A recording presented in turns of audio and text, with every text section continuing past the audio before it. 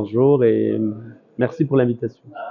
Alors ce prix est une excellente initiative. Je me demande pourquoi ça n'a pas été pris bien avant aujourd'hui. L'émir Abdelkader est une figure très importante de notre histoire. C'est une figure connue dans le monde entier et pas juste en Algérie. C'est une personnalité qui a beaucoup de charisme, qui a beaucoup de facettes. Une facette comme étant homme de lettres, homme d'État, homme militaire et homme des droits humains. Et donc, c'est tout à fait naturel que on baptise un prix national avec son nom, car il faut justement que son nom soit célébré dans notre pays. Alors, le thème de mon intervention aujourd'hui va être sur le projet, un projet dont j'ai été l'initiateur. C'est un projet d'un musée et d'une statue de l'émir Abdelkader sur les hauteurs du Murjajlo à Oran. Donc, c'est la montagne d'Oran, du côté où il y a le fameux fort de Santa Cruz. Et donc, cet édifice va permettre aux Oranais de venir contempler le musée qui va être construit en hommage à l'émir Abdelkader et aussi à sa statue équestre. Donc, c'est une statue sur un cheval va être la plus grande au monde actuellement, si l'on considère celle qui est de Genghis Khan à Ulaanbaatar en Mongolie.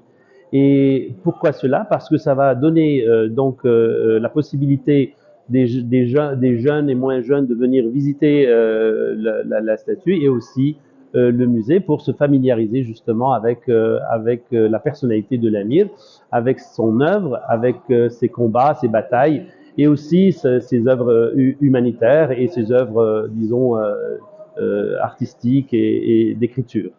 Alors, justement dans le projet du musée statue de l'émir à Oran, nous avons pensé à faire un concours national qui va toucher toutes les écoles d'Algérie dans le domaine de l'écriture, de la poésie, des arts audiovisuels, des arts picturaux, etc. Et il y aura un prix national de l'émir pour les jeunes des écoles et des collèges. C'est pour justement encourager, non seulement faire connaître aux générations futures l'œuvre magistrale de notre Émir Abdelkader et aussi de les encourager à faire plus tard de la recherche. Et aussi, il va y avoir aussi un colloque annuel sur l'émir qui va en fait donner la chance à des chercheurs en histoire et autres arts militaires de venir justement exposer leurs travaux universitaires dans cet endroit. Alors, il est très important d'avoir, disons, une maîtrise de notre culture. Notre culture algérienne a beaucoup de facettes, a beaucoup, disons, d'horizons, et il faut la maintenir parce que, en fait, la sécurité culturelle permet la cohésion de la société. Notre société algérienne, elle est multiple, avec différentes régions, différentes, disons, courants artistiques, etc. Mais nous formons une seule nation, nous formons un seul pays, malgré toute notre diversité. Et l'émir lui-même, le combat de l'émir était justement pour la création de notre nation, une création multiple de nations avec plusieurs régions. Et il a été disons, le fondateur de notre pays. Et le fondateur, justement, il a essayé de trouver justement les points communs, c'est-à-dire la défense de la patrie contre les colons, contre ceux qui ils ont essayé de nous coloniser par la suite. Et donc c'est très important de connaître l'émir Abdelkader dans ce sens. Pourquoi? Parce que sa personnalité elle-même, elle a cherché à mettre ensemble toutes les forces de la nation pour le combat contre l'agresseur français.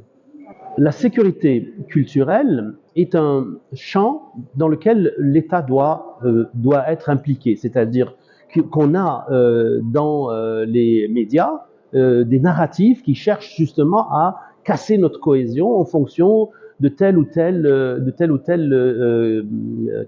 disons, ce qu'on appelle des anfractuosités sociétales, c'est-à-dire des petites différences qu'on a entre nous. Par exemple, vous avez actuellement l'histoire du MAC, par exemple, qui cherche à diviser le pays. Vous avez aussi d'autres domaines où on cherche justement à faire la différence entre des régions de notre pays. Et ça a été utilisé justement par les médias sociaux, ça a été utilisé dans ce qu'on appelle la guerre cognitive ou la guerre de quatrième génération, justement pour créer des problèmes au niveau de l'Algérie. Alors quand on touche la culture de l'Algérie, on touche à la cohésion, on touche à la stabilité et de notre pays, et on crée un climat qui est malsain.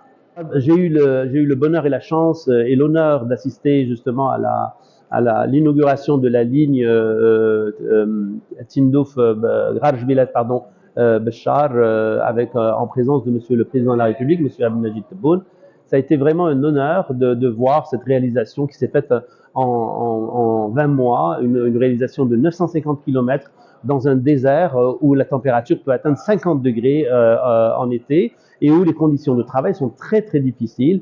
Et vraiment, c'est un exploit que nos travailleurs, que nos compagnies nationales, en collaboration avec les compagnies chinoises, ont réussi. Et c'est vraiment un moment historique dans notre pays.